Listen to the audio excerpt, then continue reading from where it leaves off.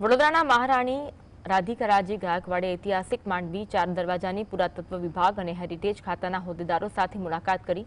મહારાણીએ માંડવી 4 દરવાજાની સ્થિતિ વિશે ચિંતા વ્યક્ત કરી તેનું યોગ્ય સમારકામ કરવામાં આવે તેવી ઈચ્છા વ્યક્ત કરી ઐતિહાસિક દરવાજાના સમારકામ માટે રિપોર્ટ તૈયાર કરવામાં આવશે આ રિપોર્ટ તૈયાર થયા બાદ વડોદરા મ્યુનિસિપલ કોર્પોરેશન અધિકારીઓને દરવાજાના સમારકામ વિશે પણ રજૂઆત કરવામાં આવશે કેટલાક જાગૃત લોકો પણ માંડવી 4 દરવાજાની ખખડધજ સ્થિતિ વિશે ચિંતા વ્યક્ત કરી પરંતુ વડોદરા સેવા સદનના સત્તાધીશોના પેટનું પાણી પણ હાલતું નથી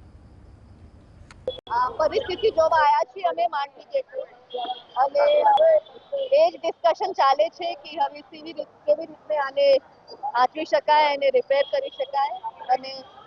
હેરિટેજ ટ્રસ્ટ આ બદલ કામ કરી રહ્યું છે અને અહીંયા અમે એક્સપર્ટ્સને પણ બોલાવ્યા છે અને એમનું શું કહેવાનું હશે એ શેર કરશે પછી એ અમે ડીએમસી જોડે શેર કરશું અને એક આશા છે કે આનું રિપેર થશે અને વ્યવસ્થિત રિસ્પોન્સિબલી આનું રિપેર થશે